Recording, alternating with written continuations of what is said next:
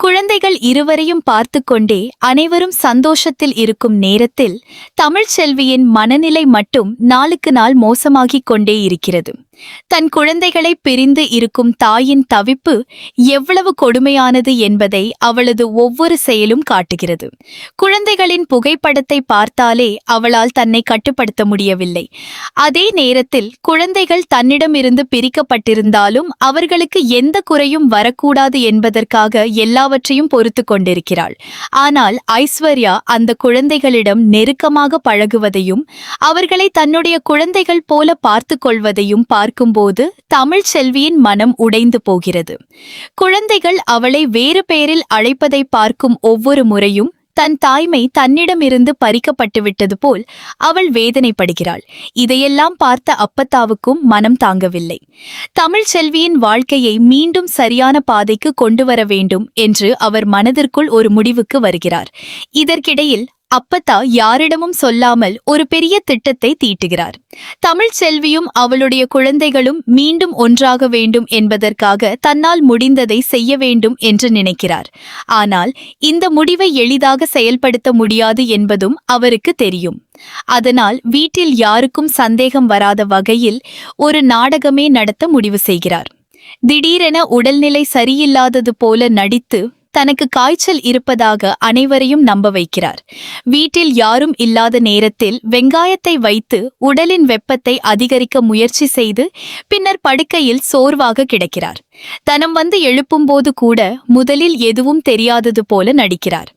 ஆனால் காய்ச்சல் அதிகமாக இருப்பதாக தெரிந்ததும் அனைவரும் பதற ஆரம்பிக்கிறார்கள். உடனே மருத்துவமனைக்கு அழைத்துச் செல்ல வேண்டும் என்று முடிவு செய்யப்படுகிறது. அப்பத்தாவின் இந்த திட்டம் எந்த அளவுக்கு வெற்றி பெறப்போகிறது என்பது அடுத்தடுத்து தெரிய வருகிறது.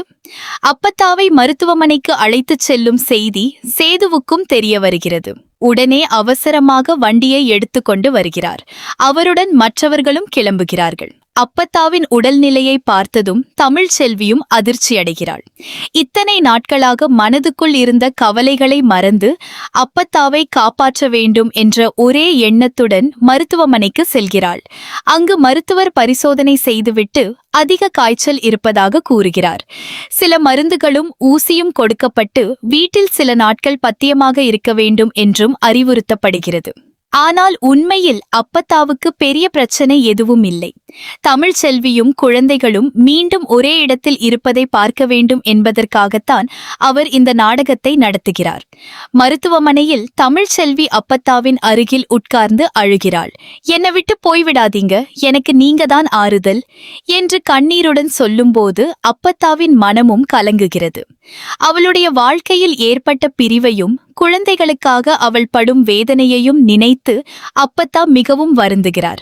இதற்கிடையில் தன்னுடைய 2 குழந்தைகளையும் பிரிக்காமல் எல்லோரும் ஒற்றுமையாக இருக்க வேண்டும் என்று அப்பத்தா கூறுகிறார். இந்த வார்த்தைகளை கேட்ட சேதுவும் அதிர்ச்சி அடைகிறார். ஏதோ ஒரு காரணத்திற்காக அப்பத்தா இப்படி பேசுகிறார் என்பதை அவரால் உணர முடிகிறது. இறுதியில் மருத்துவர்கள் வீட்டுக்கு அழைத்துச் செல்லலாம் என்று கூறியதும் அப்பத்தாவை தமிழ்ச்செல்வியின் வீட்டிற்கே அழைத்துச் செல்ல முடிவு செய்கிறார்கள். வீட்டுக்கு வந்த பிறகு தமிழ்ச்செல்வி அப்பத்தாவை மிகவும் கவனமாக பார்த்து கொள்கிறாள்.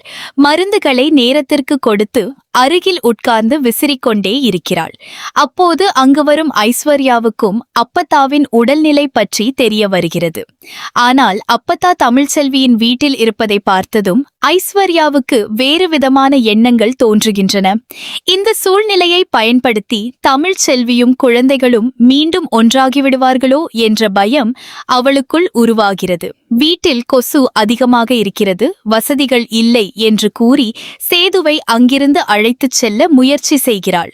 ஆனால் சேது அதற்கு சம்மதிக்கவில்லை. என் அப்பத்தாவுக்கு உடல்நிலை சரியாகும் வரை நான் இங்கேதான் இருப்பேன் என்று உறுதியாக கூறுகிறார். இதனால் ஐஸ்வர்யாவுக்கு அதிர்ச்சி ஏற்படுகிறது. சேதுவின் முடிவை பார்த்ததும் தமிழ்ச்செல்வியின் மனதில் ஒரு சிறிய நம்பிக்கை உருவாகிறது. குழந்தைகளும் அங்கே இருப்பதால் வீட்டின் சூழ்நிலை மெல்ல மாறுகிறது. 2 குழந்தைகளையும் சேது அருகில் வைத்து கொஞ்சிக் கொண்டிருக்கிறார். தமிழ்ச்செல்வியும் குழந்தைகளுக்கு தேவையானவற்றை செய்து கொடுக்கிறாள். ஒரு கட்டத்தில் குழந்தையை சேதுவிடம் கொடுக்கும் பார்க்கும்போது இருவரின் கைகளும் எதிர்பாராத விதமாக உரசிக் கொள்கின்றன. அந்த சிறிய தருணமே இருவருக்கும் பழைய நினைவுகளை ஏற்படுத்துகிறது.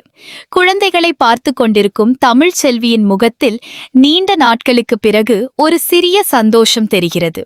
இதை கவனிக்கும் அப்பத்தா தன்னுடைய திட்டம் சரியான பாதையில் சென்று கொண்டிருக்கிறது என்று மனதிற்குள் மகிழ்ச்சி அடைகிறார். ஆனால் அப்பத்தாவின் இந்த நாடகத்திற்கு பின்னால் என்ன இருக்கிறது என்பதை தனம் சந்தேகிக்க ஆரம்பிக்கிறாள்.